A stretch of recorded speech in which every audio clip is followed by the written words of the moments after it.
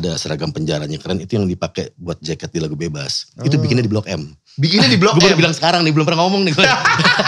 Menjalankan lagu Bebas itu yang berubah paling besar dalam hidup lo apa Mas Iwa? Ada masa-masa dimana ketika emang gue perform bawain lagu itu gue butuh kantong muntah. Butuh saking bosan. There is something bigger than hip hop. Life, sedark apapun masa lalu gue, itu yang ngebawa gue ke hari ini gitu loh. Mantap. Gue inget banget ketika gue masih kecil gitu ya. Kalau udah mau Natal, mau apa galungan dan lain sebagainya, nyokap gue tuh di dapur repot nih. Bikin rendang, bikin masakan buat dikirimin ke teman-teman yang ngerayain. Gue kehilangan nilai itu. Yang namanya persatuan tuh bukan penyeragaman. Kayak, lo tuh bukan satu-satunya sungai yang mengalir ke laut lagi. Itu loh. Mantap.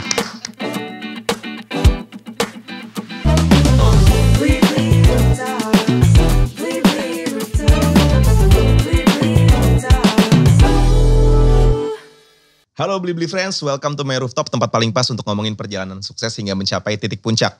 Membangun mimpi-mimpi itu emang enaknya sambil menatap gedung-gedung yang lebih tinggi lagi, biar kita makin terinspirasi, ya nggak? Ini kan kelihatan asik tuh, Mas Iwa. Gedung-gedung.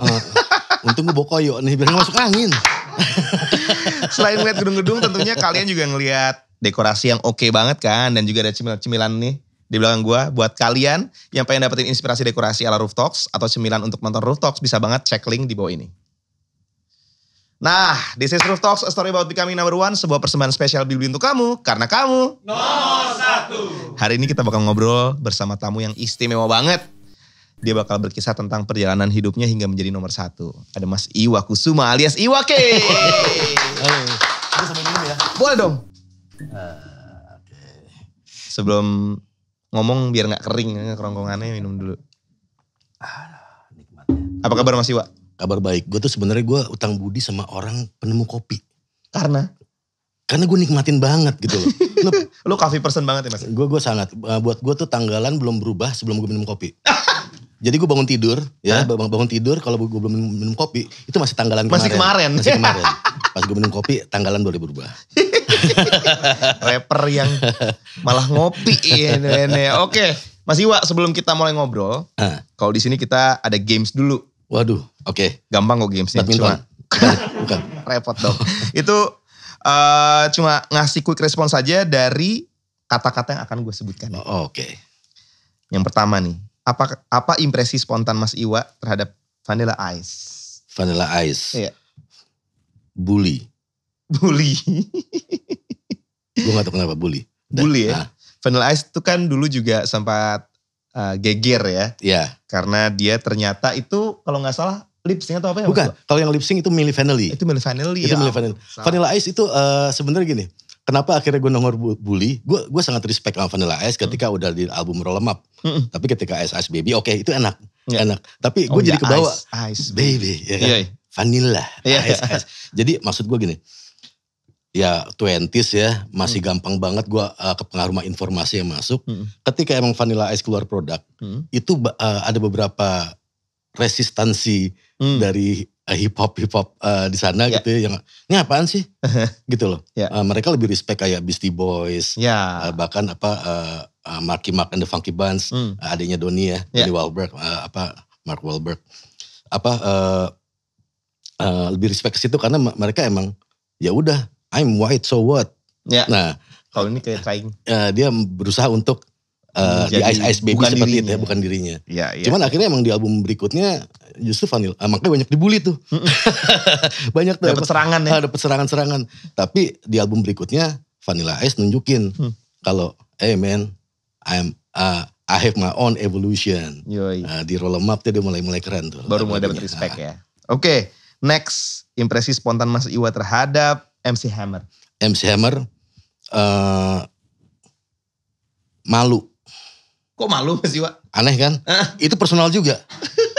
Itu jadi dulu tuh MC Hammer nongol, gue udah nge-rap walaupun belum ngeluarin album. Ya waktu itu gue masih nge-rap sama Meliana Manhutu. Ya di tahun 90. Meli Manhutu ya? Meli Manhutu. Nah waktu itu Meli tuh ada kan emang dagangnya di Jepang ya albumnya. Tapi waktu itu ada gigs Meli tuh karena dia foto model juga. Dia ada gigs di Blok M. Oke. gue lupa tempatnya waktu itu di mana, pokoknya di somewhere di Blok M. Dan gue parkirnya tuh yang sekarang di Rumah Sakit Asih. Rumah Sakit Asih. Jadi kan tinggal nyebrang tuh, taman segala macem. Oh iya. Oke. Waktu itu gue ngerasa wah MC Hammer nih. Manajer gue juga tuh, gue sebel banget sama dia. Wah lu musik MC Hammer lagi tren nih. Gue dandan ke MC Hammer gitu, celana yang bukan gombrong yang jeans ya, yang bener-bener emang bahannya gombrong. Ikat pala dan banyak rantai-rantai di sini. Gue nyebrang di Melawai. Itu. Gue tahu di Rumah Sakit Asih itu yang deket Ayam Berkah ya? Ayam Berkah. Lo kebayang kan yang di taman situ tuh, OL situ tuh. Roti bakar Edi yang pertama tuh. Gue nyebrang, gue yang orang ngeliatin gue kayak ngeliat alien gitu.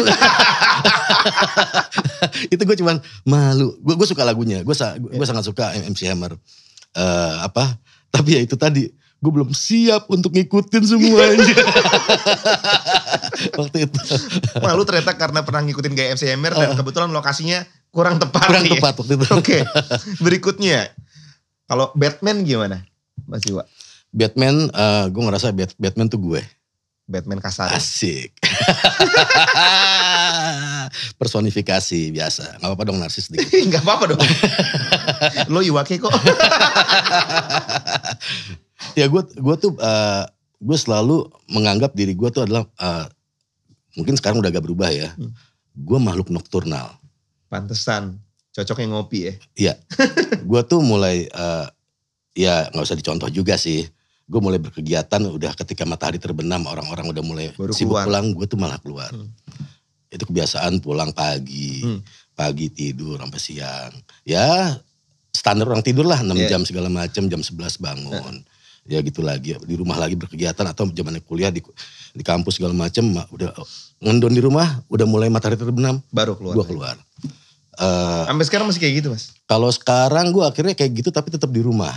Ya akhirnya gue kadang kayak gitu, gue kalau nggak ngutak-ngutik di tempat kerja, kalau nggak geratak dapur. Geratak dapur.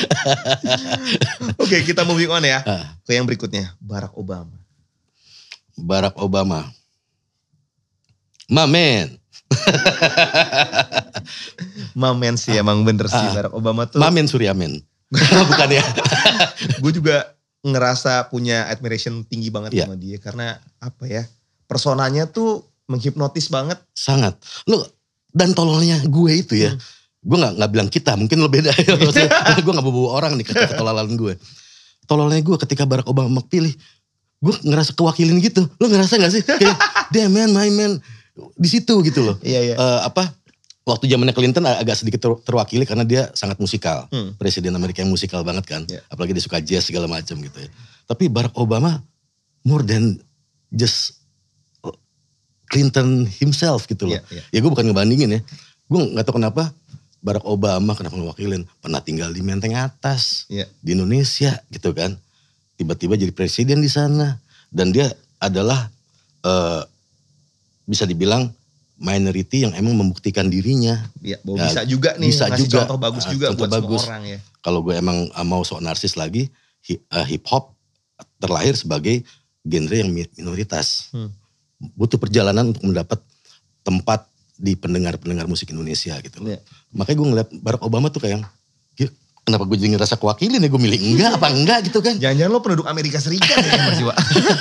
Iwa K. Harusnya Kanada gue. Kanada. Enggak ya. Tapi Kanada pakai C sih. Itu pakai C soalnya. Jadi mau ganti jadi Iwasi. Enggak Iwasi ya. Next, Benyamin Sueb. Benyamin Sueb. Toserba. Apa aja bisa ya? Iya. Dia jadi aktor buat gue, dia dapat Piala Citra. Dan gue selalu, gini loh. Ada satu yang gue suka dari film Benyamin. Dia kan kadang-kadang suka ngelakuin ada scene-scene yang norak gitu ya. Lu berasa ikut malu gak sih pas nonton? Gitu loh. Kok gitu sih gitu. Bisa kebawa gitu loh. Gue suka banget dan musikalnya juga ada persamaan dia sama hip hop. Kayak hip hop itu eklektik. Dan di situ Benyamin Sueb juga berhasil bikin eklektik antara gambang kromong dengan rock dan blues. Iya. Buat gue. Gak semua orang bisa ngelakuin. Jadi something. Yoi. Pernah ketemu sama Benyamin Sueb gak sih? Masih semasa hidupnya? Iya. Starstruck gak? Sangat. Itu kocak tuh. Jadi gini. Satu band gue itu ngefans sama dia. Akibat doktrin gue. Artinya gue suka ngasih tontonan segala macam. Musik-musik di mobil gue gitu kan. Waktu itu jadi seminggu sebelum beliau meninggal itu manggung terakhir sama gue di TV. Oke. Nah, ada beberapa minggu sebelumnya kita latihan bareng. Hari pertama latihan dia belum datang kan, beliau belum datang, masih ngejam, pas dia datang semua pada diem. Silent. Lo tahu responnya dia apa? Dia diem, gue balik ah. Bercanda, langsung pecah. Akhirnya jadi blend di situ. Iya. Maksud gue ya itu buat gue role model juga gimana akhirnya kita nggak harus dagu keangkat sama orang yang kita anggap baru. Betul.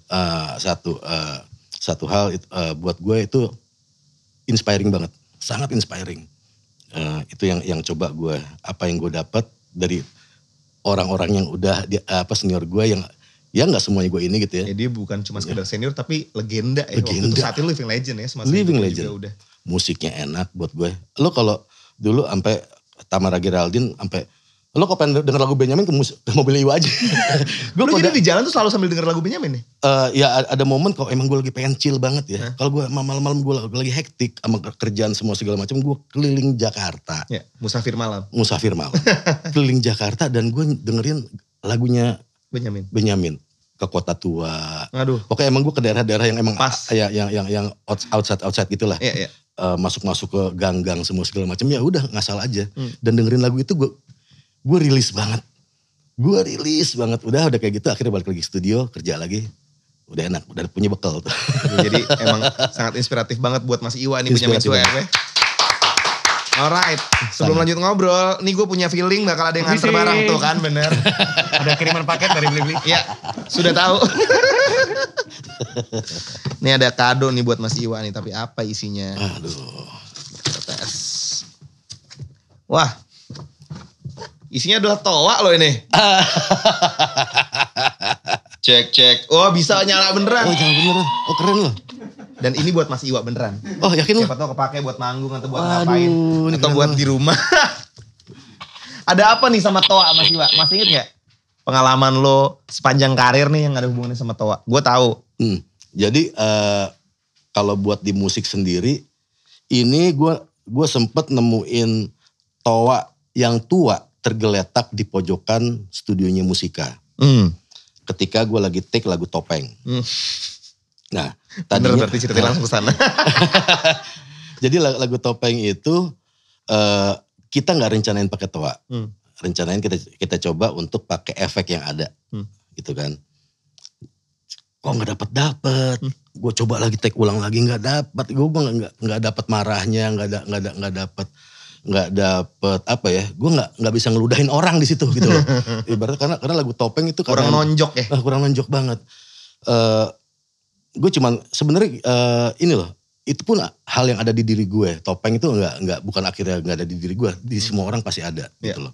Ya gue cuman protes kenapa emang yang tadi ada di panggung doang kok sekarang udah ada di kehidupan juga gitu loh. Dan udah nggak dapat. Apa nih? Ada toa. Gue pakai itu, ada feedback segala macemnya kan pasti mau nggak mau itu yang gue suka gitu. Ini gue pengen nih kotor banget. Justru itunya ya. Itunya ada suara kert itu ada. Itu cuman 2 kali take langsung yang gue ngerasa yang ini udah ini gitu loh. Iya. Dan gue gak mau take ulang karena akhirnya feedback yang dihasilkan akan beda lagi gitu. Iya. Ya gue coba sambil jauhin, deketin sambil ini sambil take. Ya gitulah gue kalau take suka mari mengarang ya. Kadang-kadang gue sempat buat ngejar chill gimana caranya chill segala macam gue gak dapat akhirnya yang bingung yang nyeting mic. Gue mesti sambil tiduran. Rupanya ketika gue sambil tiduran. Sambil tiduran miring kayak emang gue lagi chill tiduran miring gitu gaya-gaya kaisar Romawi gitu. Gue sambil miring gitu udah ini setting ke bawah dan gue baru dapet chillnya gitu kan. Iya. Karena kalau nyanyi tuh ada nada yang represent. Nada melodi walaupun emang ada feel, ada soulnya juga ya. Kita selain soul apalagi? Ya presentnya kita pada waktu take lah yang gue perluin gitu loh. Dan untung ada toa itu. Chill, marah, apa segala macam. Ya saatnya ya toa ya akhirnya gue dapat. Udah gak usah pakai efek, ini aja. di music videonya Topeng juga katanya ada cerita unik tentang toa juga tuh Mas Iwa. Lu pakai toa juga kan di situ? Iya, gue pakai toa juga di situ, cuman ya Lupa berarti. Gue lupa. Gue agak. Risetnya tadi berkata, lu tuh waktu itu pinjem punya istrinya manajer lu ya kalau nggak salah ya. Oh iya, ketika video musik gue ke Gita ada buat keperluan ini. Iya. Buat ke Gita istri manajer gue ke Macang. Iya, Mas Macang. Ke Gitanya udah. Dulu emang Macang tuh selain manajer juga dia wardrobe gue juga. Enggak karena semuanya dia pokoknya. Karena gue bukan orang yang mempersiapkan diri untuk tampil di panggung, no. Terus terang. Gue suka rap doang. Gue suka rap, gue suka bikin dan ya udah. Sampai akhirnya buat karena Macang dulu emang banyak baju hip hop, lo pakai gue aja, gue pakai gue aja. Itu maksudnya wardrobe ya. Oke, dia wardrobe juga makanya. Jadi emang sampai akhirnya ya udah gue mulai belajar oh ya gue perlu ini juga. Karena gue bukan orang yang mempersiapkan, gue harus begini enggak gitu loh. Tiba-tiba lah, kok gue di sini ya? Jadi sampai awal-awal tuh dulu semuanya by Macang ya. By Mas Macang. Itu bisa dibilang itu sampai album ini aja bebas video klipnya juga abis nonton Cell Block 4 CB4 dulu ada film inilah hip hop tentang Afro American gitu di kehidupan di penjara. Ada seragam penjaranya keren, itu yang dipakai buat jaket di lagu Bebas. Itu bikinnya di Blok M. Bikinnya di Blok M? Gue baru bilang sekarang nih, belum pernah ngomong nih gue. Makasih udah nge-spill satu rahasia ya. Itu bikinnya di Blok M, kita jahit karena kita cari kita hunting dulu ke Paymall segala macam belum ada. Kita cari di katalog luar juga. Kayaknya kok gak ada yang mirip banget ya. Itu menandakan banget generasi lo ngomongnya Paymall. Kalau generasi gue ke bawah PIM aja. Oh PIM aja. Paymall. Bicara soal hip hop, awalnya tuh lo justru memutuskannya tuh gak jadi rapper ya Mas Iwa ya. Pertama kali banget lu sukanya breakdance kan? Gue breakdance. Gue tuh tahu breakdance tahun 84, gue kelas 2, kelas SMP lah. Gue SMP waktu itu. Ya waktu itu, ya itulah gue udah mulai senang gelar kardus. Kalau nongkrong di Parkir Timur dulu ya. Di Parkir Timur. Bukan Parkir Menteng loh. Parkir Timur, Absolut di Parkir Timur. Dan di Persija dulu. Dulu Stadion Persija ya. Yang sekarang jadi Taman Menteng. Jadi Taman Menteng. Yeah. Nah itu tuh komunitas breakdance di situ. Ya udah gue mulai suka. Nah di situ kan yang ngiringin breakdance tuh emang rap. Gue mulai suka di situ Ice-T. Mulai tahu tuh. Mulai akhirnya gue coba untuk cari akarnya lagi Afrika Bambaataa, Sugar Hill Gang. Kok asik ya? Terus gue coba emang nangkap liriknya. Yang notabene gak bisa googling. Iya dong. Jadi lo harus dengerin, lo catet ya? Gue bener-bener hearing, gue play, gue rewind. Jadi buat satu lagu atau dua lagu itu udah ngorbanin dulu di tip ya. Tip player kita ngorbanin namanya head. Head itu kalau keseringan kita rewind tuh head itu cepet rusak. Dan jadi suara jadi mendem gitu loh. Udah, ya mesti begitu. Dan gak precise, kadang-kadang ngejar sound alike-nya aja. Mungkin kok artinya apaan ya, tapi sound alike-nya dapet gitu. Yang penting terdengarnya seperti. Tapi dulu ada statement katanya, gue tuh musuhan sama gravitasi waktu zaman breakdance. Justru karena gue tahu breakdance, gue bilangnya itu sekarang gue musuhan sama gravitasi. Oh justru sekarang ya? Sekarang. Karena gue tuh dulu, kalau emang gue inget dulu gue bisa windmill. Windmill bahkan yang gak pakai tangan gitu kan. Orang windmill pakai tangan, gue gak pakai tangan, gue head spin. Gue headspin sempat berhenti headspin karena gue saking sukanya headspin. Jadi suka show off. Dulu biasa lah ya kan. Biasa lah. Gue kamsi men. Masih sosok kayak gitu kan. Orang pakai kardus segala macam. Gue coba lepas kardusnya. Gak usah. Udah sampai akhirnya gue sempet keluar cairan gitu di kepala gue. Gue bilang, gue gak headspin dulu deh. Tapi gue dulu kenapa gue bilang sekarang jadi musuh sama gravitasi? Boro-boro headspin. Gravitasi udah gak nemenin gue lagi.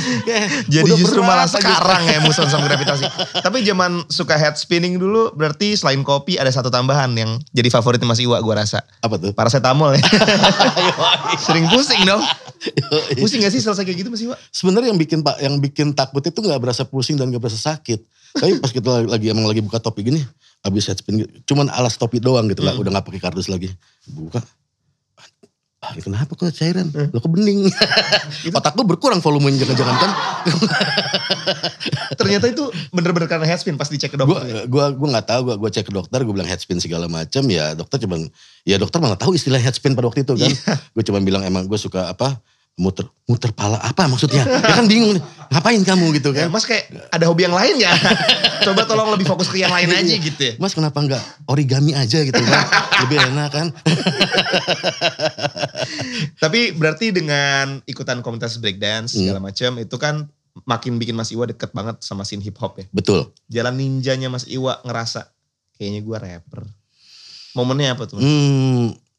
Gue nggak tahu disebut jalan ninja apa enggak, tapi kalau emang jujur ketika emang orang nanya kapan sih lo menganggap rap ini jadi pekerjaan lo?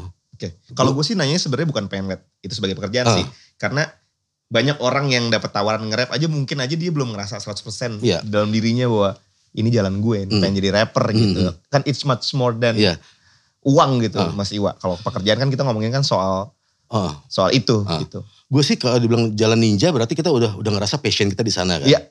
Ketika emang gue awal-awal nulis lirik dan gue berhasil bikin lirik sendiri. Gue bikin lirik sendiri itu ya tahun 86-87 lah ketika gue bikin band. Lo bikin lirik, bapak ibu gue bikin gue tuh. Tahunnya segituan. Nah itu waktu gue SMA, gue inget banget gue kelas 1 SMA, kakak kelas gue tuh Eki Humania. Wah, top banget. Udah, gue tuh lucu tuh dulu, ada kakak kelas yang lain lagi ngajakin gue ngeband juga kan. Ngajakin ini bawain lagu Bon Jovi. Bener. Ya, tapi lu gak menutup diri dari musik-musik yang lain selain gue tuh tong sampah musik. Tong sampah musik. Dan buat gue tuh untuk lo bisa jadi pelaku hip hop, lo harus jadi tong sampah musik. Karena spiritnya hip hop tuh eklektik, gitu loh. Jadi emang gue apa juga gue dengerin. Nah, ya udah, Eki juga ngajakin bikin band kan. Wah, Eki lebih lebih jazz waktu itu kan, groove dan segala macem. Dan gue akhirnya bisa muntahin lirik-lirik gue tuh di band gue yang sama Eki. Oke, malah di situ ya karena prosesnya. Kebiasaan. Udah dari situ, ya udah mulai tuh gue makin ngerasa bahkan tiap manggung gue bikin lirik baru gitu loh waktu itu. Karena emang seneng, gue seneng banget. Tiap manggung. Jadi lirik yang udah lo tulis, pas lo manggung beda lagi. Beda lagi, selalu beda. Karena emang lagi yang namanya kita lagi baru tahu ya, baru suka ya. Wah bikin lagi. Tapi Mas Iwa tipe yang emang freestyle di atas panggung, terserah pengen keluar apa atau emang sebelum manggung bikin lirik lagi? Gue sangat konsep. Oh konsep. Kalau gue sangat konsep. Kalaupun gue freestyle, gue paling cuma tetap yang gue konsep adalah tagline-nya. Oke. Gue nggak bisa yang emang gue nggak tahu ya. Gue selalu salut orang yang bisa keluar come from behind. Oke. Itu salah satu yang gue nggak percaya juga. Karena pasti orang itu latihan. Pasti. Karena ketika emang gue mulai kesini-sini, gue coba untuk latihan, baru akhirnya bisa come from behind. Tapi tetap aja bahasa yang akhirnya kita keluarkan adalah bahasa yang kita latih. Iya. Kalimat yang kita latih gitu loh. Tetap yang udah masuk ke subconscious. Nah tapi ya itu tadi. Kalau buat gue sendiri, gue lebih suka yang konsep. Karena ketika gue freestyle, TV terutama minta, Kang freestyle. Sorry, my style and free. Enggak, tapi gue cuma lebih ngejaga omongan-omongan yang nit.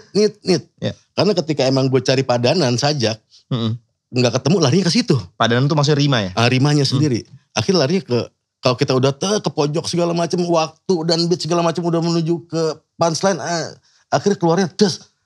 Kalau kata-kata itu gimana? Dan itu pernah terjadi. Akhirnya gue gak mau lagi. Pernah terjadi. Karena ini gue pikir ini TV. Gue juga gak mau akhirnya. Itu live lagi Mas Iwa? Live. Boleh tahu gak Mas kata-katanya apa? Nanti disensor kok. Jadi emang waktu itu ketika hidupnya sebagai pengap, banyak orang yang berjalan dengan dagu terangkat. Lo bukan apa-apa selain pantat gitu. Jadi maksud gue ya itu buat kalau gue di komunitas dan lain sebagainya gue ngerasa itu proper aja gitu. Tapi ini kan gue lagi emang di situ gitu loh. Semua ada tempatnya. Gue ngerasa oke, saat itu kurang proper gitu. Gak proper. Gue gak mau ngambil resiko itu lagi. Udah gue konsep aja. Gue minta tagline. Abis single Bebas meledak Mas Iwa pada zamannya itu berarti tahun berapa Mas Iwa? Kalau boleh diingetin. Bebas itu 94. Itu kan boom banget. Gue yang masih umur berapa waktu itu? 7 tahun aja bisa ngerasain gitu. Bahwa ini impactnya besar sekali nih lagu.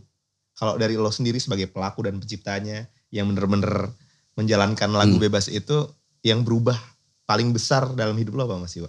Gue sih yang jelas ada masa-masa dimana ketika emang gue perform bawain lagu itu gue butuh kantong muntah. Butuh saking bosan. Jujur loh, bohong kalau enggak gitu. Ada saat-saatnya. Makanya akhirnya ketika gue nemuin titik itu, gue cuman kita aransemen ulang yuk, ke anak-anak band gitu kan. Gue juga dulu gue rap tapi gue kekeh untuk perform sama band. Gue selalu kekeh gitu. Nah ya udah buat gue ada masa-masanya itu. Tapi di sisi lain berubah dan lain semuanya apa ya? Buat gue cuma satu sih, Nin. Ini mungkin orang mau bilang bodo amat, ini yang gue jalanin. There is something bigger than hip hop. Life. Gue gak mau kehilangan hidup gue hanya gara-gara karir gue. Gue gak mau kebiasaan gue nongkrong di pinggir jalan kehilangan hanya gara-gara gue ngerasa gue gak pantas. Itu hal yang masih gue lakuin sampai sekarang. Karena gue, ini hidup men. Ini lebih besar dari karir. Dari karir, dari apapun itu, dari apa. Yang labeling orang, wah legend segala macam, tai kucing. Enggak. Buat gue. Tadi agak nahan-nahan pengen gak ngasih tahu liriknya ya. Tapi barusan kesebutnya tai kucing. Loh itu kan ada, itu gak kotor dong. Gak kotor karena ada embel-embel binatangnya. Karena tiap hari itu gue bersihin. Gue miara kucing soal di rumah. Nggak, tapi itu gue tuh orang yang gak mau kehilangan itu sama sekali. Apalagi lo tumbuh dari komunitas juga ya Mas Iwa ya. Sebenarnya gue tumbuh bukan dari, belum ada komunitas hip hop. Iya. Maksudnya tapi kan lo pelan-pelan menumbuhkan itu. Dari teman-teman, dari semua segala macam. Ketika gue udah kesibukan ya, orang udah bilang artis segala macam.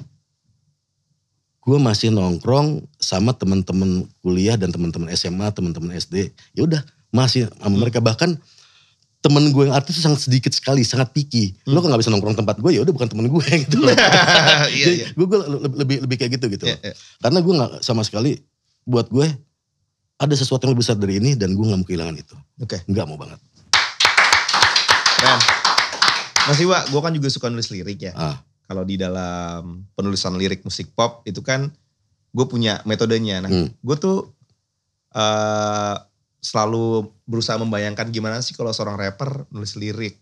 Karena kan rapper itu kan banyak banget kata-katanya. Metode nulis lirik tuh apakah lo bakal, misalnya nih ya, mau bikin lagu baru, apakah lo berdiam diri, nonton TV, dengerin musik-musik yang lagi in saat ini gitu kan. Lo harus tahu kan apa yang pengen lo tulis, dan lo apalagi bener-bener sering kali terjebak dengan rima kan. Harus nyari kata-kata yang padanannya tepat gitu. Kalau metodenya Mas Iwa sendiri kalau boleh di-share sedikit. Itu udah masuk ke proses kreatif. Nah kalau gue tarik lagi ke belakang. Ketika lagi kita gak melakukan proses kreatif, itu bukan saatnya kita akhirnya leha-leha aja gitu loh.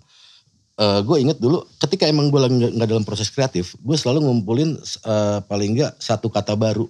Itu gue tulis. Ditulis di mana Mas Iwa? Jadi emang bener-bener. Lo punya bukunya ya? Buku tulis biasa. Berima aja. Kata-kata yang berima misalnya belakangnya ang, jurang, apa semuanya itu gue tulis semuanya sebanyak-banyaknya. Jadi satu kata yang sama tuh 10, satu kata terus gue tulis gitu. Jadi kayak orang tolol aja. Gue cuman emang pengen itu masuk ke subconscious gue ketika emang gue lagi nulis itu udah ada di gue. Jadi konsep itu kayak ngisi peluru gitu ya Mas Iwa ya? Iya. Waktu lo pengen jedorin di lirik bener-bener udah tahu ini gitu. Dan gue bisa jadi orang yang party person, bisa jadi orang yang membosankan di party. Karena gue bisa aja gue ngumpulin itu, gue nulis, bukan nulis lirik ya, nulis kata-kata yang emang gue pikir asik itu beberapa kali itu di kertas udah. Gue tulis sementara orang lagi asik segala macam. Jadi lo di tengah party, orang-orang lagi pada seneng-seneng. Bisa kayak gitu. Dulu tuh bisa kayak gitu loh. Sangat bisa kayak gitu. Gue kan gue cuma pengen ketika emang gue lagi mulai karantina, karena dulu gue kalau emang udah mulai mau bikin album gue pasti di karantina. Gue gak boleh keluar kemana-mana, karena kalau gue emang yang sifatnya datang pergi, gue susah dicari buntutnya. Kadang-kadang suka hilang ya. Hilangnya berapa bulan itu boleh tanya manajer gue yang dulu deh. Jadi emang gue karantina, dan ketika emang udah mulai di karantina, gue gak ngedengerin musik hip hop. Really? Sama sekali gue gak dengerin. Apa alasannya Mas? Bukannya itu bisa nambah banyak inspirasi baru? Kalau Kalau juga bikin musik hip hop. itu biasanya ketika udah mulai dengerin musik hip hop, ketika udah mulai mixing. Untuk sound ya. Untuk sound dan lain sebagainya lah. Udah mulai. Tapi ketika emang proses lirik dan lain sebagainya, konsep musik semuanya, gue dengerin apa aja, Pink Floyd, The Doors, gue dengerin Sting. Bahkan ada gue ngerasa kejebak sama lagunya Sting yang 7 Day. Ada lagu gue judulnya Seminggu gitu ya. Bener-bener yang kejebak banget gitu loh. Karena gue, ini keren banget lagu. Sampai akhirnya Craig David juga ngobrol tentang itu kan. Tentang seminggunya dia. Tapi buat gue yang sebelum Craig David tuh Sting tuh bener-bener sampai akhirnya ya udah punya cowok. Cowoknya badannya gede lagi. Udah gue ngebir aja deh. Gitu kan. itu stupid gitu. Sting tuh ngehe banget gitu. Dapet banget dia di situnya. Gue sampai kejebak judul lagunya Seminggu gitu. Sampai judul lagunya beneran Seminggu ya. Gue ngerasa kejebak dan itu salah gitu buat gue. Tapi ya udahlah, itu apresiasi gue ke dia. Ya itu tadi gue dengerin The Beatles. Ada beberapa punchline di lagu-lagu pop yang justru gue ambil. Contohnya? It's my life. All that she want. Enggak kayak lagunya Beatles. Tentang Imagine. Oke, John Lennon ya berarti. John Lennon. Buat gue John Lennon one of a kind juga dalam penulisan lirik. Itu di lagu gue ada lagunya It's Time Now. Itu tentang Imagine banget. Imagine all the wars all over. Well, when will the peaceful comes in? God, don't leave me in this sin. I'm not the second dreamer if John Lennon's the first. So why the bombs keep falling down to the earth? Ya benar-benar emang dengerin lagu Imagine tau yang nongol itu gitu loh. Lo bener-bener kesihir. Kesihir dan ya itu tadi. Gue ngerasa gue gak akan nulis lirik gue ketika gue tulis gue gak dapat visualnya. Oke. Langsung berhenti tuh. Gak dapat nih udah artificial lah segala macam. Gue akan terusin lirik gue ketika gue lagi nulis. Ya kalau baca novel ada gitu. Theater of Mind-nya ya. Ada Theater of Mind-nya. Keluar. Visualnya keluar. Oke. Ya. Ya lu pasti sama lah. Itu setiap penulis pasti seperti itu gitu. Kapan lo mesti terusin tulisan lo dan kapan lo mesti berhenti. Iya. Yang paling susah kan berhentinya justru. Iya. Kadang-kadang kita gak mau kalah gitu loh. Gak mau kalah udah gak dapet Theater of Mind-nya tapi kita masih terusin. Nah itu tuh udah. Itu buat gue tuh buang waktu. Ada teman gue yang lebih senior lah ngomong kayak gitu kan. Mentor gue yang bilang ya udah itu lebih efektif. Udah gak dapet teaternya. Cabut loh. Ganti baru. Gitu loh move. Nah itu tadi. Jadi di proses kreatif itu sendiri. Bisa sesuatu hal yang gue lihat di jalan, udah kalau sekarang handphone udah bisa buat ngerekam. Kalau dulu gue rhymingnya semua segala macem, bahkan melodi refnya juga dari recorder yang buat wartawan biasanya. Iya wartawan yang pakai kaset dulu tuh. Kaset. Itu selalu gue bawa. Gitu juga kalau misal kayak lagunya apa sihnya juga yang sama Yako tuh. Kalau memang kau menganggapku makhluk berbahaya, seperti kau melihat setan gitu kan. Itu tadi gak ada kata-katanya kan, lagi di jalan segala. Nah, gitu lah ya. Jadi apa? Ya itu yang gue rekam gitu loh. Gue rekam, akhirnya udah gue ngeliat satu tempat nongkrong sama segala macam, dapat, udah pulang, baru nulis. Salah satu fungsi lirik itu kan juga sering banget dipakai untuk mengkritik sesuatu ya Mas Iwa. Sebelum reformasi pasti kritikan pemerintah tuh banyak kan yang dilontarkan dalam lirik gitu. Nah, after reformasi kayaknya banyak seniman yang kehilangan objek buat mengkritik. Kalau Iwa K gimana?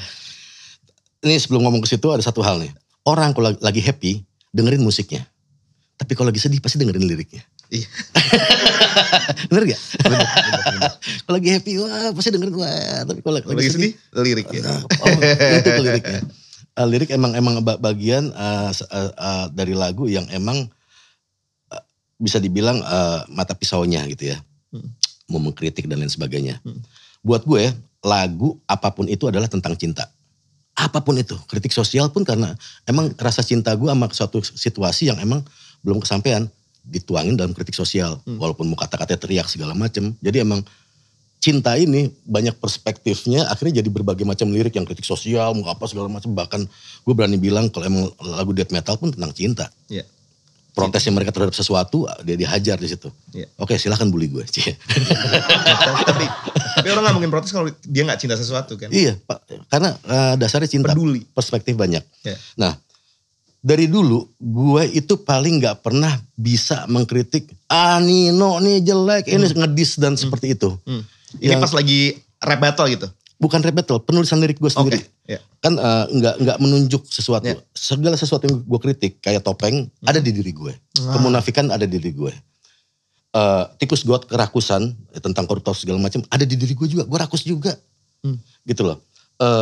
Lagu cuma ulat ya, atau kapal goyang tuh kritik gue waktu itu. Gue sempet ada gara-gara baca koran pagi-pagi, kok Indonesia kayak mau pecah gini ya. Dari tahun 90-an nih kok udah kapal goyang ya, tentang ketika kapal udah mau tenggelam tuh orang udah nyari selamat masing-masing gitu kan. Nah, emang gue selalu gue suka dikritiknya juga sama teman-teman hip hop juga. Hip hop itu frankly speaking, lo ke metafor. Lah ini attitude gue. gue selalu jawab gitu. Ketika gue berkarya, gue pengen naruh attitude gue. Gitu loh. Dan dan gue selalu suka kayak baru aja atau sebelum pandemi ini ada profesor di Sydney yang emang tahu semua tujuan metafor lagu gue. Profesor di Sydney. Dia emang orang komunikasi. Dia ketemu sama gue pas dia lagi ke Jakarta ngobrol. Lagunya maksudnya ini ya, ini. Itu gak semua orang tahu. Yeah. Dan gue membiarkan itu. Karena ujung-ujungnya ketika perjalanan ke sini, gue ketemu komunitas yang akhirnya ngebedah itu dan jadi teman ngobrol gue. Dan apakah pandangan mereka tentang lagu tersebut banyak yang benar? Pas dicek ke Mas Iwan. Ada yang benar, ya maksudnya ada yang benar ada yang enggak. Ya emang gak ada benar salah sih ya. Iya, interpretasi kan terserah gitu. Tapi emang dari secara niatnya sendiri, dari awal. banyak juga yang benar ketika orang ngulik. Karena gini, buat gue gak mau jadi orang yang sekedar, gue keren lah gue ngeritik. Enggak. Gue pengen ngerangkul. Yeah. Ya ibaratnya lagu Tikus God. Gue nge-rap ya zamannya Orba. Di partinya orang-orang itu. Gue gak pernah sebutin ya. Di party di satu private island segala macam kayak gitu. Mereka enjoy. Karena emang tujuannya emang menghibur. Gue dari dulu, gue emang kokolot begok kayak kata orang Sunda ya.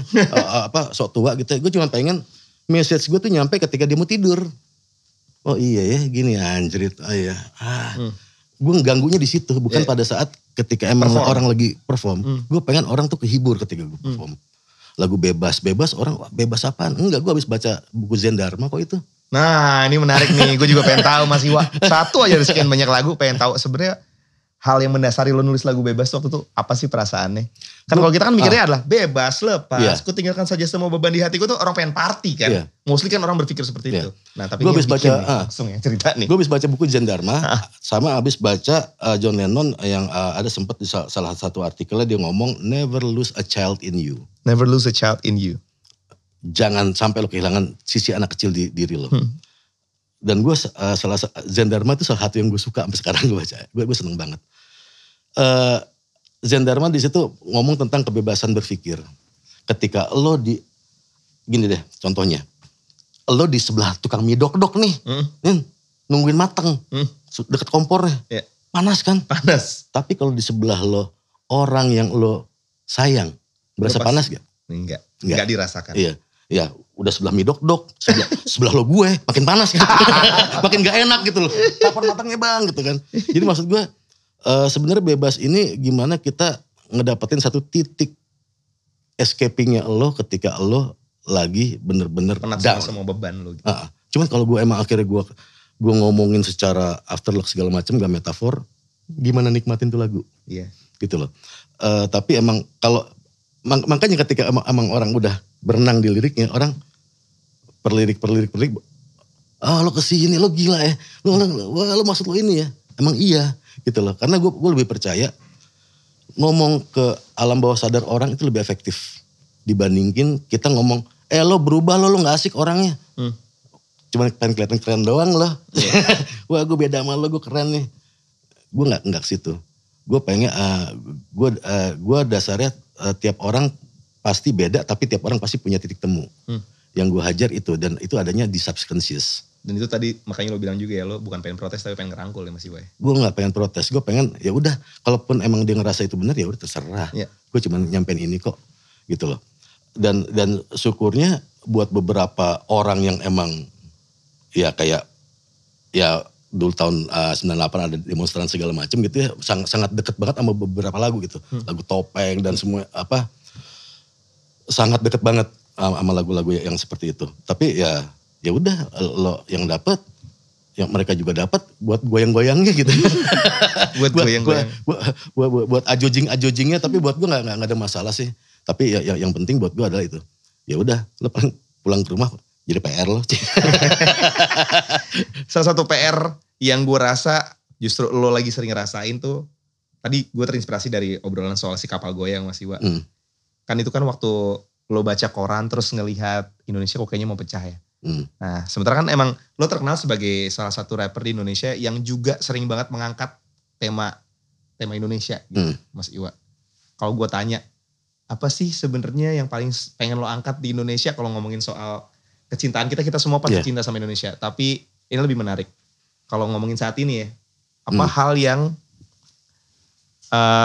lo lagi rasain kurang asik di negeri kita?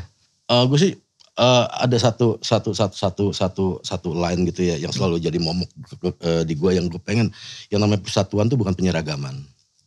Oke. Justru dia berdiri dari keberagaman. Terakhir di lagu gue yang Indonesian with Attitude itu apa? Itu gue muntahin secara gamblang lah itu. Gue inget banget ketika gue masih kecil gitu ya.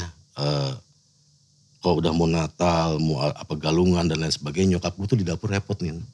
Bikin rendang, bikin masakan buat dikirimin ke teman-teman yang ngerayain. Gue kehilangan nilai itu. Dan gue gak mau Indonesia kehilangan nilai itu. Gue gak mau Indonesia. Anak gue gak akan rela anak gue hidup di atmosfer yang seperti itu. Dari keluarga aja gitu loh. Kayak, lo tuh bukan satu-satunya sungai yang mengalir ke laut lagi. Gitu loh. Mantap. Betul. Enggak. Coba lo main agak jauhan, lo lihat banyak sungai yang semuanya lari ke laut. Iya. Kita bareng ya, kita mungkin beda. Kita bakal ketemu di laut, men. Santai gitu. Gak usah ribet gitu. Jadi apa? Family value itu yang buat gue ke-Indonesian itu yang gue gak mau hilang. Ntar jadi doa. Gue pengen itu akan ada terus. Whatever it is. Makanya ketika emang ada diss dan lain sebagainya. Kenapa gue menarik diri dari diss? Gue baru mau nanya itu sih. Masa ini terlalu baper buat itu. Masa ini terlalu baper. Tapi itu kan apa ya? Hal yang sering banget kita dengerin ya. I know. Dalam dunia hip hop, diss track gitu. I know. Gue juga sering beberapa kali ngobrol sama Rai, itu diss track maksudnya apa sih? Karena kalau di kebetulan di scene musik yang lebih sering gue jalankan, itu jarang terjadi gitu. Nah kalau di hip hop kan kayaknya, wah ini Rai lagi dengerin, ini ada diss track. Pandangan lo terhadap diss track, kenapa lo menjauh dari itu Mas Iwa? Ya mungkin gue, ya mau dikritik attitude gue gak hip hop, bodo amat. Toh di sana juga banyak genre-genre hip hop yang menjauh dari situ. Secara genre, kalau lo emang pelajarin lagi, genre hip hop gak cuma satu, banyak. Bahkan hip hop adalah genre yang kayak hamster. Hamster maksudnya? Paling sering beranak. Tiap tahun tuh selalu ada subgenre gitu loh. Nah, alasan gue ketika gue misalnya abis manggung nih di satu daerah, udah panitia ngajak abis kelar manggung, yuk kita santai-santai segala macam, udah misal di kafe atau di klub, pasti ada anak situ, Kang nge-battle yuk Kang. Nggak mau, ngejam aja yuk, kalau ngejam ayo. Ngejam tuh barengan gitu. Ya udah maksud gue barengan. Satu hal lagi bukannya, ya nggak salah battle, mungkin membiasakan itu baik, ya nggak salah. Cuman gue nggak bisa melakukan sesuatu yang bukan attitude gue, itu aja. Ya di masa gue kalau nggak suka pukul aja, ngapain mau pakai ngomong? Iya kan, lo nggak suka culik aja lagi, ngapain pakai ngomong gitu loh. Tapi jadi kalau emang gue lebih kayak gini, ya udah gue pengen berkesenian. Kalau pengen jadi jagoan di pasar, udah itu aja. Simple gitu loh. Tapi lo, pada masanya dulu lo pasti pernah bikin diss track juga Mas Iwa? Pernah nggak tapi? Gue selalu bilang, yang gue diss itu sistem, yang gue diss itu adalah ya sistem. Sistem yang ada mungkin ada di diri gue itu tadi rakusan. Ya, dan itu yang gue diss gitu loh. Gue gak kalau ngediss personal buat terlalu cetek nih buat gue nih. Asik. Nggak, tapi setuju juga sih. Maksudnya buat apa gitu? Bukannya gitu? Kenapa gak diajak kolaborasi aja kalau misalnya pengen menyandingkan sesuatu ya? Gue pernah ada niat nih mau bikin mikir apa? Siapa tahu ntar gue jadi teman sama dia. Iya. Kita gak tahu lagi jalan. Kita gak pernah tahu loh. Ya siapa tahu ntar jadi teman gue. Siapa tahu suatu saat gue butuh pertolongan dia. Iya. nggak jadi ah. Gue nggak. Ya tolol sih gue, ya itu ketololan gue. Enggak tolol juga lah Mas Siwa. Itu ketololan. Nah ini yang berikutnya pertanyaan dari netizen nih kayaknya nih. Menurut netizen, rapper itu kan liriknya banyak banget. Cara ngapalinnya gimana sih? Kalau konser kan harus nyanyi banyak banget lagunya. Tuh, apakah pakai contekan Mas Siwa? Lu pernah gak nge-rap bawa contekan? Misalnya nyanyi ya. Nyanyi misalnya, apa misalnya? Roda-roda terus berputar. Tanda mas. Ada momen dia nyontek, dia ngeliat penonton. Iya. Iya dong. Ada jedanya. Kalau lu gak bisa. Jedanya di mana coba? Yang ada, Marang's been waiting not to be banned, but has it seemed some sucker give in the rules about rapping. Iya. Penontonnya gak pernah Gak ditengok-tengok penontonnya. Tengok ya. Iya. Ya itu ya, berarti emang harus apal ya. Ya, dan gini, yang selalu gue bilang sama teman-teman muda nih, ketika habis bikin lirik, take, langsung take. Enggak, lo salah. Lo hafalin dulu. Ya. Paling enggak lo hafalin, lo mesti berhenti narik napasnya di mana, lo hafalin pos-posnya dulu, semuanya, hampir dapat baru lo take. Gue nggak mau lo langsung take, nggak dapet gitu loh. Sama kayak nyanyi sebenarnya, yang gue terapin sama kayak. Karena lo tuh emang bukan, lo tuh harus nyampein hati kan, bukan ngebaca gitu. Iya, lo ngapain ada karya gak ada nyawa lo di situ ngapain gitu. Gue selalu kayak gitu. Lo belum hafal nih, lo hafalin dulu baru take lagi. Jadi semua lagu yang dirilis sama Iwake kalau udah ampe bisa didengerin sama banyak orang, udah pasti lo gak mungkin kelewat apalannya. Karena lo harus ngapain dulu sebelum take kan. Iya, apalan mungkin secara kata nggak ini ya. Tapi secara hitungan pernah gue salah. Masuknya salah. Secara hitungan tuh masuknya salah. Itu pas lagi ngebukaran di MC lagi di Jakarta. Wow. Mungkin nervous aja kali Mas Iwa. Iya betul, starstruck juga sih. Lo udah bertahan selama hampir 30 tahun dalam dunia musik. Boleh tepuk tangan lagi deh buat ini. 30 tahun men. Gokil. Tapi kita pengen nanya, masa paling dark yang pernah dilalui seorang Iwake as a rapper dalam 30 tahun perjalanan berkarir, kalau boleh di-share Mas Iwa? Ya sebenarnya sih ya masalah gelap terang udahlah ya. Akhirnya sekarang gue bisa narik kesimpulan seperti itu. Ya. Tapi mungkin di situ ada dua sih. Ketika gue umur 27 sama ketika gue lagi ke gap kemarin ketangkep. Di umur 27 gue sempat ada 27 syndrome. Karena gue dengerin segala macem. Kenapa kok kebanyakan orang-orang yang gue admire matinya umur 27. Ya. You name it, Jimi Hendrix ya, semuanya kan, Jim Morrison dan semuanya. Gue ketika umur 27 gue sempet yang, apa gue lewat juga ya? Bener loh. Gue ada pikiran seperti itu. Gue bener-bener sekalian, hancur sekalian. Okay. Gue ada pemikiran seperti itu, di umur 27. Alhamdulillah lewat lubang jarum. udah akhirnya gue ini sampai ya itu tadi gue ke gap. Enggak kok kalau mungkin gue ada bersyukurnya kalau gue ketangkep karena gue masih single, gue bodo amat. Tapi ini udah untung Tuhan baik banget gitu. Tuhan baik, dia justru emang gue di getoknya dia tahu. Tuhan tahu kayak tahu. Lo gue getok zamannya single nggak kapok. Bodo amat gitu kan. Katanya ini waktunya. Nah pas sekarang nih sikat. Nah jadi apa? Di situ gue bener-bener akhirnya banyak yang gini loh. Kalau gue dari dulu gini. Kalau gue bangor konsekuensi yang gue terima bodo amat lah. Tapi ketika itu kan ketika konsekuensi yang diterima tuh bukan sama gue aja. Ada istri sama anak gue. Apalagi ketika di sidang. Iwa Kusuma bin Harun gitu. Orang tua gue, bokap gue. Ada loh di sini kayak. Bokap gue gak salah kenapa disebut ya. Gara-gara gue. Dia akhirnya namanya disebut di tempat itu. Gara-gara kelakuan gue. Ya udah gue mulai di situ pun gue akhirnya nggak gue ngerasa tiap waktu tuh buat belajar. Gue tiap hari bikin jurnal gue di situ. Gue nulis jurnal tiap hari apa yang gue lakuin. Berapa lama Mas total di sana Mas? Ya cuma 6 bulan sih. Cuman gue di situ kayak gue nggak ngelihat proses anak gue berjalan dari merangkak ke berjalan. Banyak lah gue missing di situ. Udah gue tuh dulu ada trigger gue adalah dengerin musik blues. Mungkin kalau dengerin hip hop gue pengen ya sedikit ya. Tapi kalau gue dengerin blues gue harus Sampai akhir ketika di rehab gue minta sama bini gue untuk bawain flash disk yang Isinya lagu-lagu blues blues. semua. Gue pengen tabrakin di sini. Oke. Karena kalau gue Itu tabrakin, uji nyalinya ya? iya, kalau gue tabrakin di luar masih beresiko. Gue tabrakin di situ. Wah, gue coba ketika dengar, gue coba nulis lagu tanpa bantuan. trial and error. Cuman gue suka ada Mas Yudis Dwi Korana yang bikin lagu Bebas dan Ku Ingin Kembali. Dulu sempet ngomong sama gue, wah ini natural high gue nih Dis. Kalau natural high, lo gak perlu eksternal dari diri lo. Wah mantep. Itu natural baru.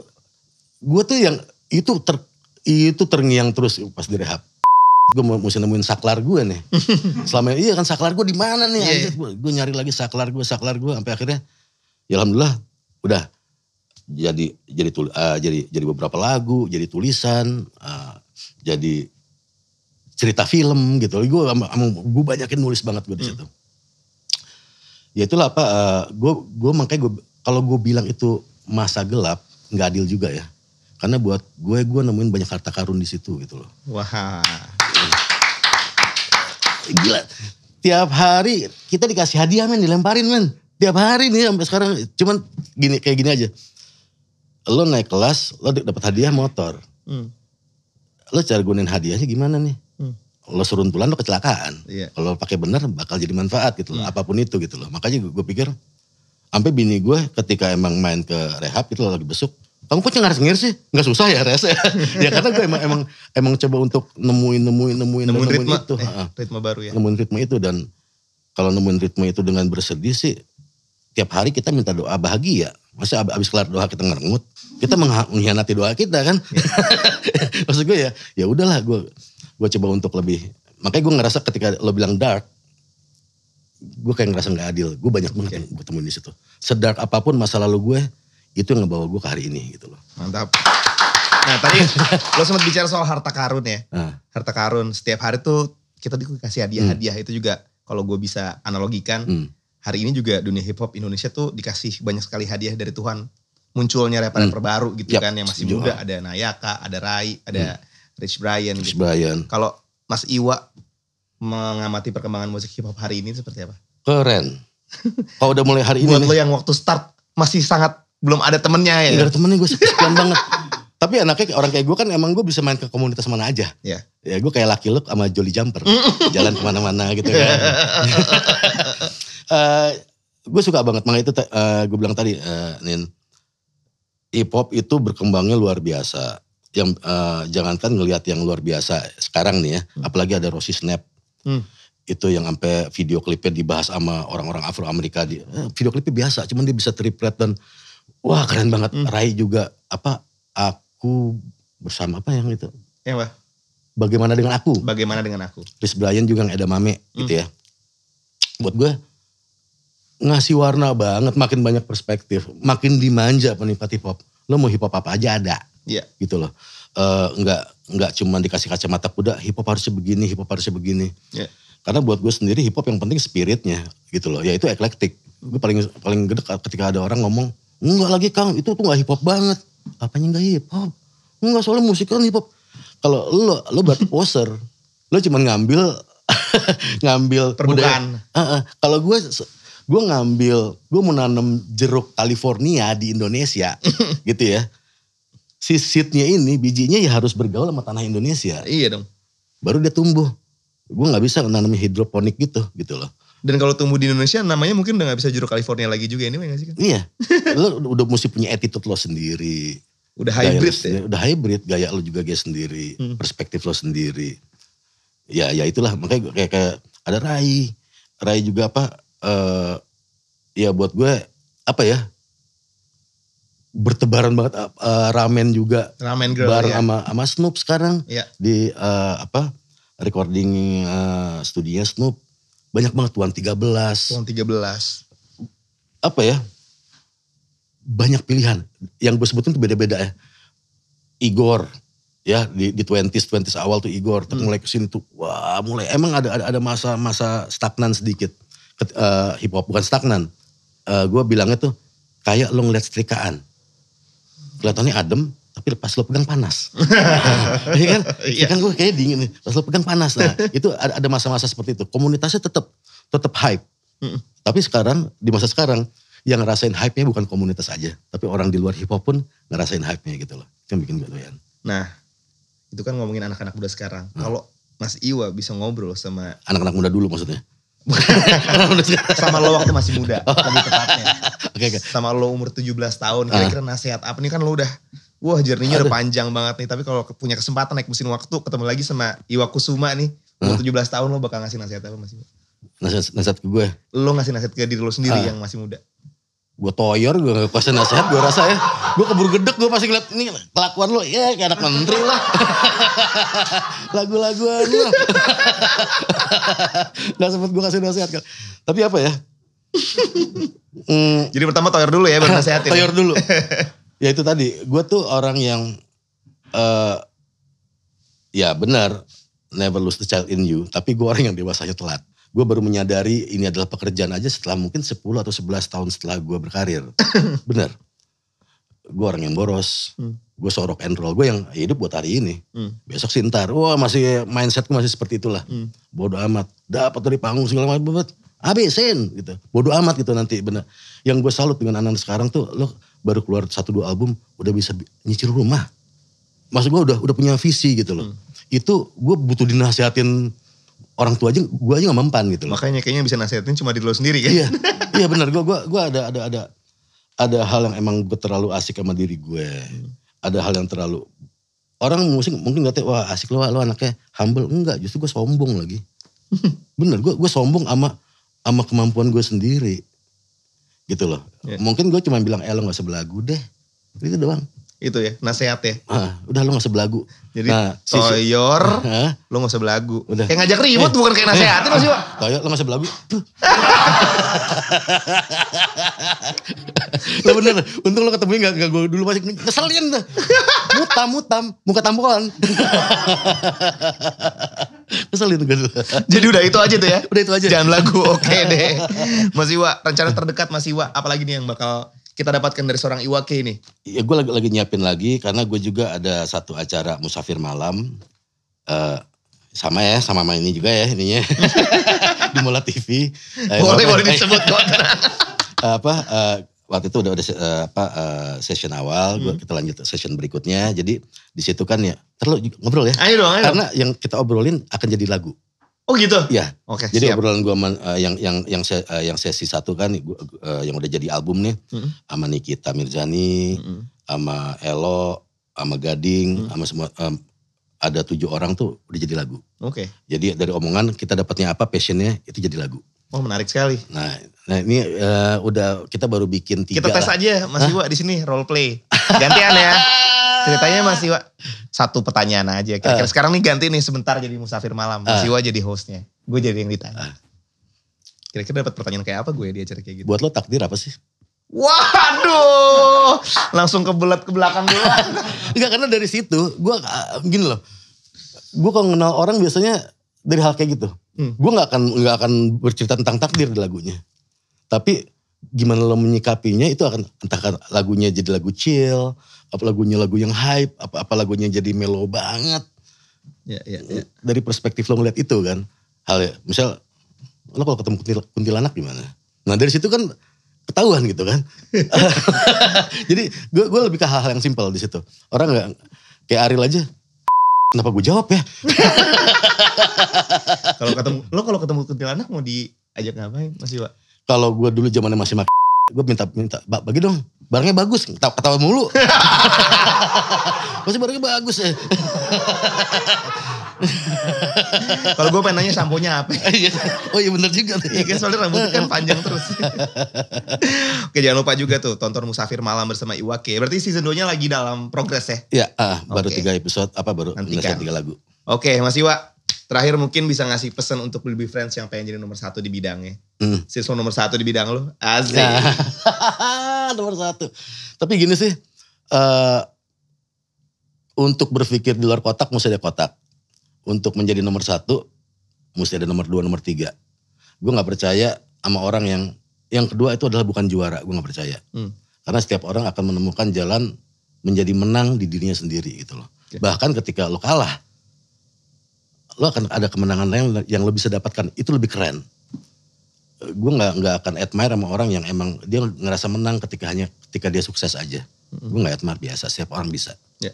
Tapi ketika lo nemuin kegagalan, lo bisa menang, lo hebat. Itu aja. Oke, tuh. Jadi selalu ada kemenangan dalam setiap keadaan ya. Selalu ada. Even though itu lo kalah, Ya. mungkin lo mendapatkan kemenangan dengan cara yang lain. Harta karun. Harta karun. Bukan cuma Iwaki aja dapat harta karun dari Blibli, tapi kita juga pengen bagi-bagi hadiah buat Blibli Friends. Tinggal jawab aja di kolom komentar siapa yang paling benar dan beruntung, dia bakal dapat hadiah voucher dari Blibli. Yang pertama, wah ini pertanyaannya belum gue tanya sama Mas Iwa ya. Sekarang dijawab aja deh. Siapa penyanyi idolanya Mas Iwa? Penyanyi ya?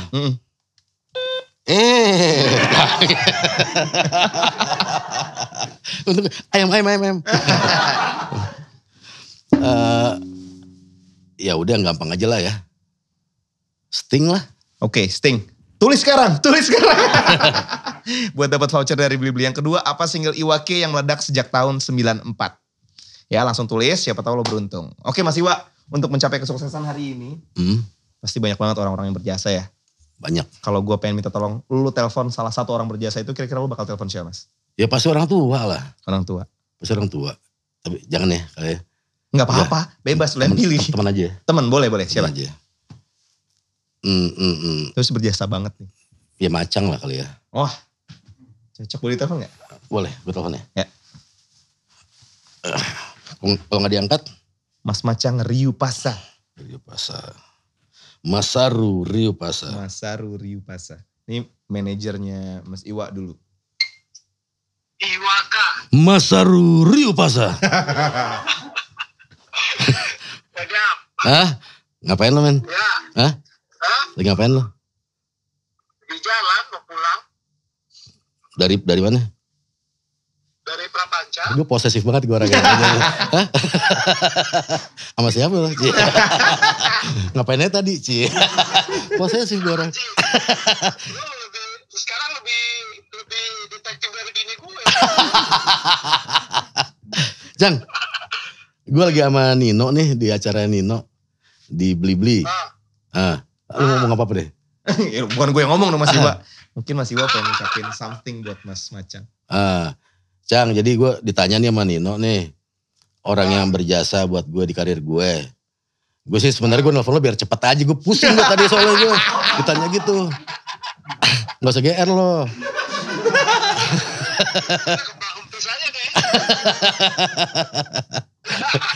Puting lo mengeras langsung Jang ya.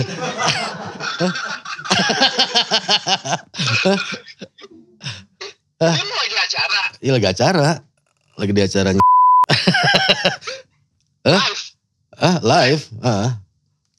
Hai man. Nyokap gue udah kagak ada. Ya Cang, ya udah. Itu Ya udah, katanya gue suruh ngomong terima kasih. Kalau cuma berat banget gue ngomong terima kasih kan. Thank you dude. Iya lo kan yang ngedandanin gue kan dari dulu kan. Anjir tuh. Kalau kagak lo, wah. Jemput. Tukang cincau ya. Anjir kan. Gila. Gue dulu alasan dia. Kan gue dulu rambutnya emang misalnya pendek gitu ya. Kenapa gue gak mau panjang? Bukan karena gue rapper. Gue kok panjang kayak Mus Mujono soalnya. Rambut gue. Keribo ya? Ikal-ikal gitu. Ikal-ikal gitu ya? Katanya dia kayak Leo Waldi. Gue udah ngajar lo Cang. Iya. Bayangin aja sendiri coba. Iya zamannya lo jemput ya. Dari selatan ke timur ke rumah gue. Naik Harley tua lo ya. Mogok lagi. Mogok di depan Republika tuh Cang. Malam-malam. Taksi gak ada yang mau berhenti kan. Muke lo sih. Oke.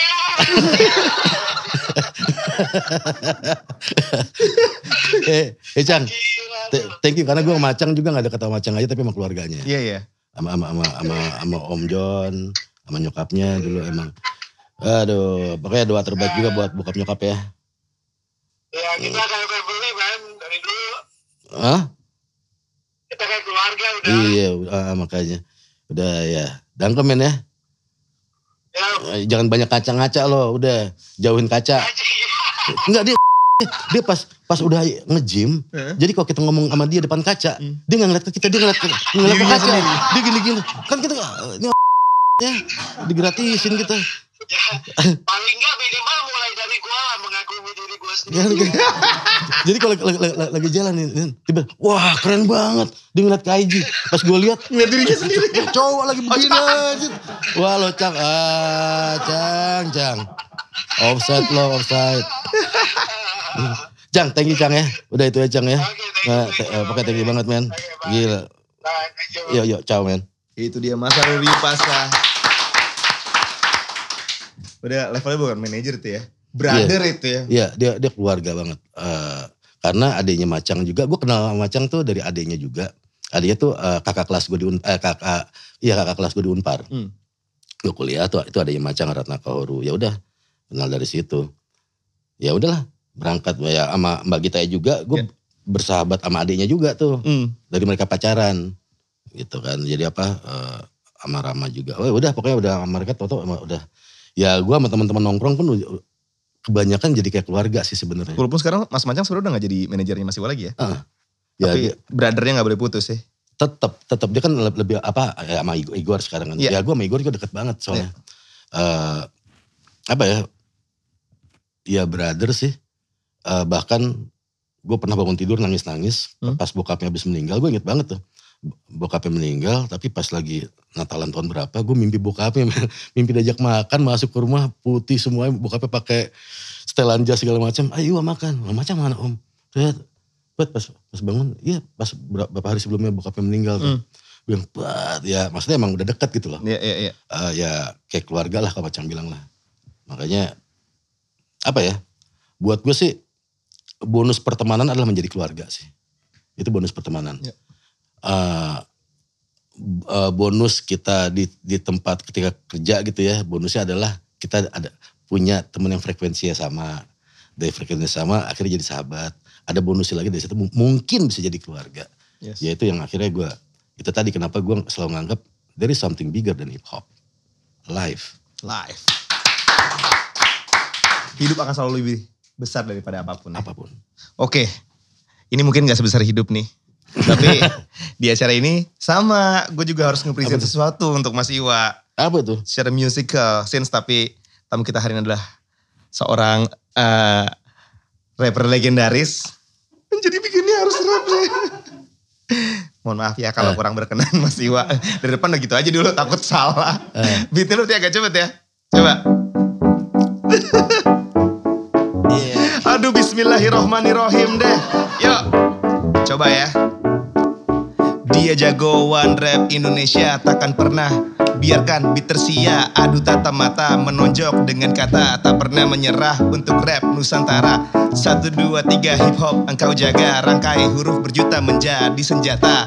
Deras keringat selalu jadi pengingat, dia memang gawat, semua beri hormat. Hey, whenever you don't feel okay, hey, remember you got Iwa K. Whenever you don't feel okay, remember you got Iwa K.